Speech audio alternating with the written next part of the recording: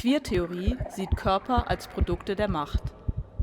Heteronormativität ist Herrschaft, die Identität und Binarität zur Norm erhebt. Körper werden geformt. Begehren wird kanalisiert. Doch aus der Macht des Begehrens erwächst auch Herrschaftskritik.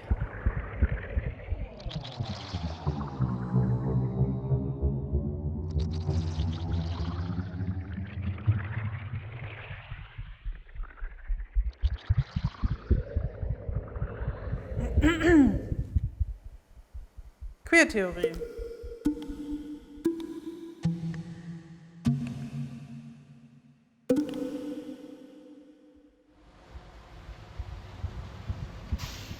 Queertheorie.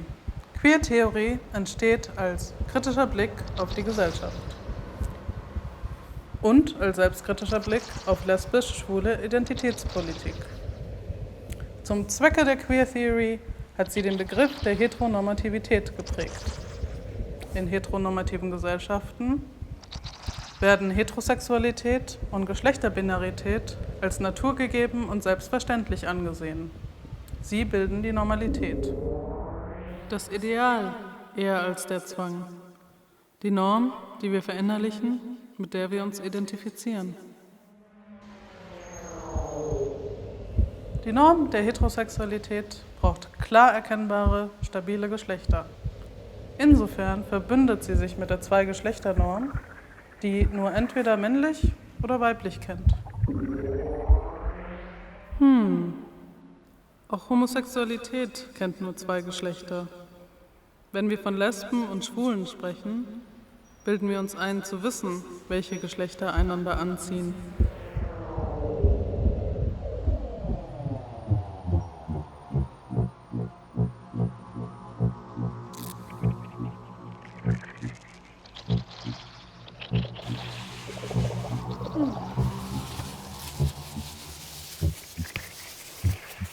Verlangt sind, im Sex wie im Alltag, wiedererkennbare Körper.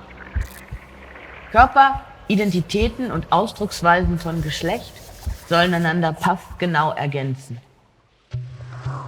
Die geforderte Passgenauigkeit heißt auch Kohärenznorm. Hier lernt die Queer Theory vom feministischen Konzept des Doing Gender. Geschlecht entsteht in sozialen Interaktionen. Selbstverständnisse und Erwartungen verfestigen sich durch Wiederholung. Wiederholung, Wiederholung, Wiederholung, Wiederholung, Wiederholung, Wiederholung, Wiederholung, Wiederholung,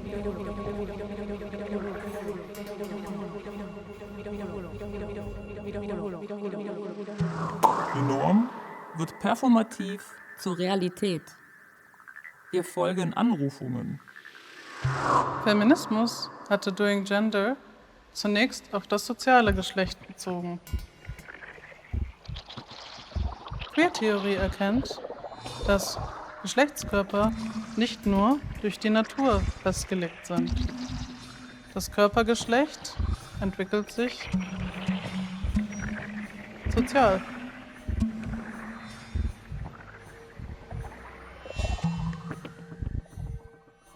Doing Gender ist also auch immer Doing Sex. Und beides ist Doing Diversity. Zum Beispiel verkörpern wir Geschlecht unweigerlich in einer Hautfarbe. Und die trägt neben Rassismus auch eine Klassengeschichte mit sich. Stell dir vor, du bist hier und so geboren und wirst von einer bestimmten Gesellschaft in Empfang genommen. Du darfst bestimmte Dinge tun, musst bestimmte Erwartungen erfüllen, musst oder darfst bestimmte Früchte essen, andere nicht, musst bestimmte Kleidung tragen, wirst auf eine bestimmte Art und Weise sexualisiert, vergeschlechtlicht, befähigt oder verhindert. Dies geschieht durch Verführung oder Zwang, durch Drohung und Versprechen. Dies ist die Macht der Geschlechternormen.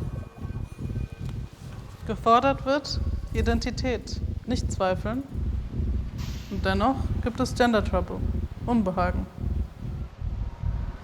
Wir sind Anrufungen nicht nur ausgesetzt, wir beantworten diese auch. Und nicht immer regelgerecht.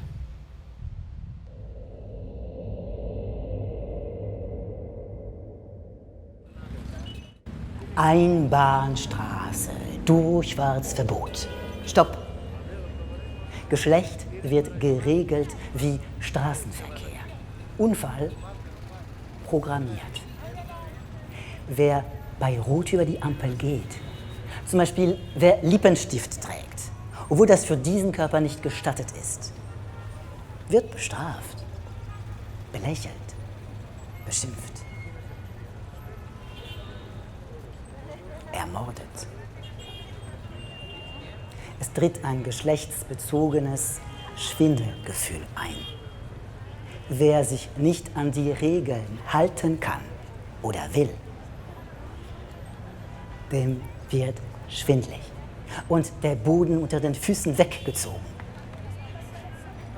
Andererseits haben wir das Gefühl, ein Schwindlerin zu sein, ein Betrügerin, eine Täuschung und zugleich Enttäuschung. Das geschlechtsbezogene Schwindelgefühl, das Gender Vertigo, kann ich ins Positive verwandeln. Dissidenz. Sexuelle und geschlechtliche Dissidenz. Dissidenz mit Stolz aneignen.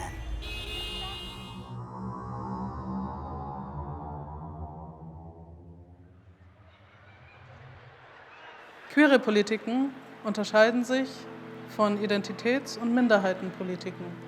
Es geht hier nicht um Anerkennung und Integration, es geht darum, die Norm in Frage zu stellen, das Gewaltsame an der Normalität herauszustellen. Die Mehrheit wird zum Problem erhoben. Eine politische Antwort auf die staatliche Diskriminierung von Schwulen.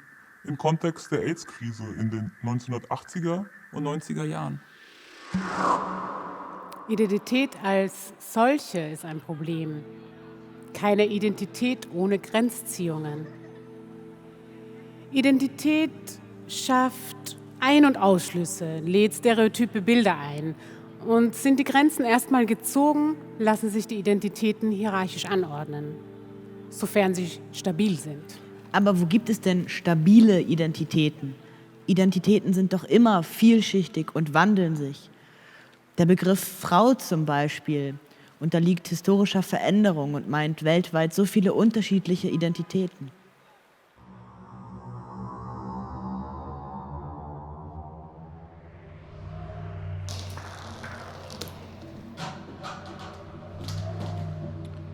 Geschlecht und Sexualität kommen niemals alleine daher. Alter, soziale Herkunft oder Religion sind Einflussfaktoren. Das kulturelle Bild von Behinderung wird geschlechtslos dargestellt. und Rassismus projiziert Hypersexualität auf die einen und Keuschheit auf die anderen.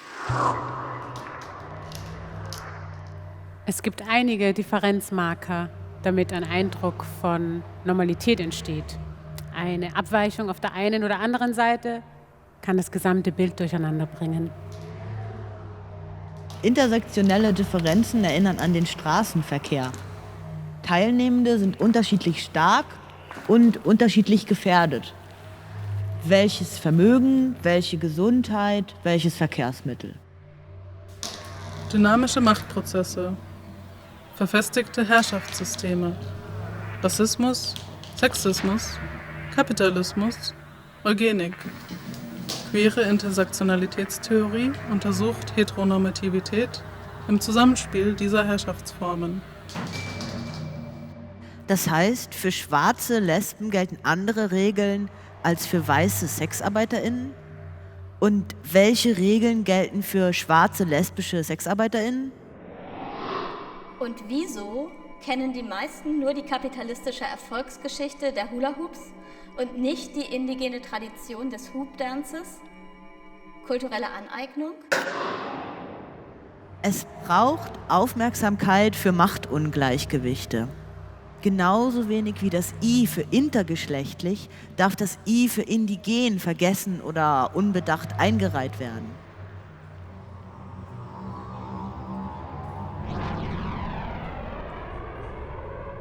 Aber soll die Liste dann immer länger werden? QTINBIPOC. Könnte nicht Q-Sternchen all diese Vielfalt ausdrücken? Das Sternchen, also der Asterisk, signalisiert, hier ist etwas vielschichtig und konstruiert.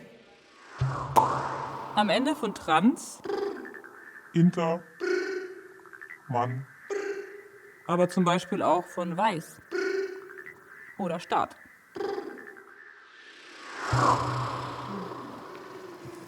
Queere Politik akzeptiert das Dilemma der Identitätspolitik.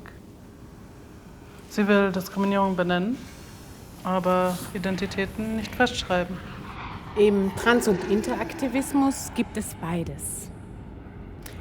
Den Kampf um Selbstbestimmung, um Rechte, um die Anerkennung erfahrener Verletzungen, aber auch das Bestreben, genderfluide zu erleben und neue, non-binäre Räume zu schaffen.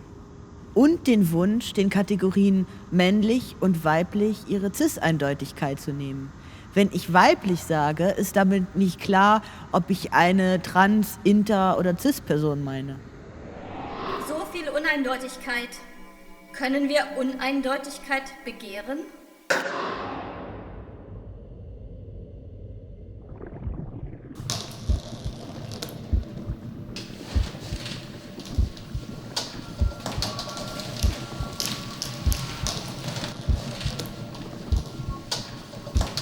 Begehren, so wie die westliche Welt es lange verstanden hat, definiert sich durch sein Objekt. Das als passiv vorgestellte Objekt verleiht dem sogenannten Subjekt des Begehrens einen aktiven Status. Seit Feminismus und homosexuelle Bewegungen die Abwertung von Passivität und Weiblichkeit in Frage stellen, hat das heterosexuelle Selbstverständnis nicht mehr so leicht.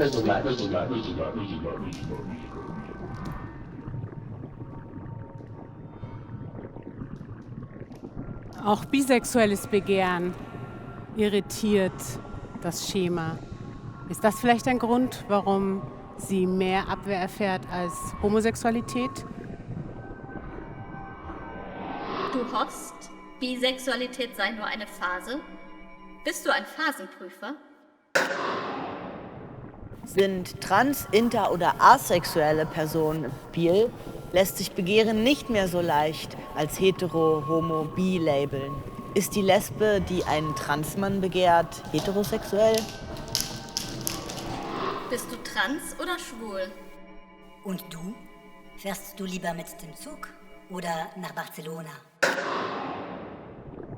Die Queer Theory verabschiedet sich vom Subjekt, begehrt, Objekt-Schema. Stattdessen gilt Begehren als Bewegung, die unerwartete Verbindungen zieht.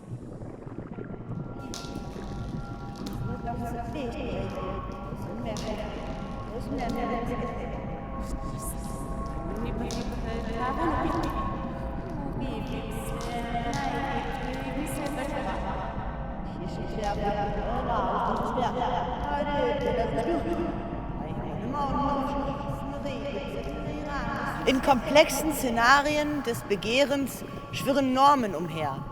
Kulturelle Bilder, alte Rituale, Gewaltgeschichten. Aber auch Eigensinn, Widerstände, Experimente und Geheimnisse. Realität ist Fantasie und Fantasie inspiriert Realität. Aus dem Szenario heraus orientiert sich das Begehren in die eine oder verschiedene Richtungen. Und die Orientierungen wiederum bestärken oder verändern das Szenario.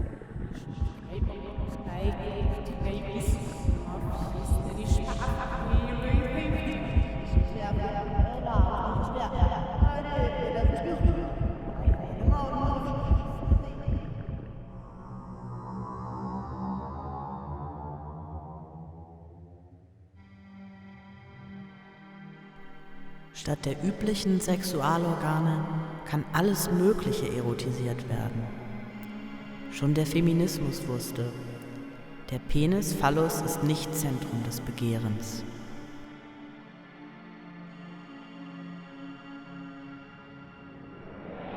Hände, Beine, der Anus, die Ohren, alles Sexualorgane. Schluss mit dem zweigeschlechtlichen Imaginären im Sex. Zudem verbinden sich Körper mit allen möglichen Prothesen. Nicht nur Sextoys.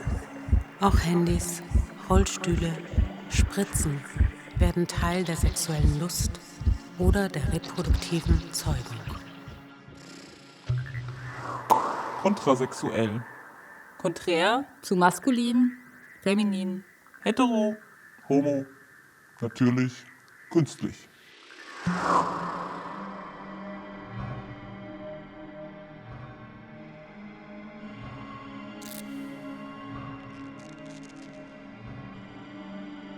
Also ist mein Körper wichtig. Wie ich empfinde, wie ich mich fühle, wie ich mich ausdrücke. Welcher Körper? Ich habe mehrere. Den Verdauungskörper, den Körper mit Migräne, den Pariser Körper, rege, ermattet, den ländlichen Körper, ausgeruht, schwer, den orthodoxen Körper.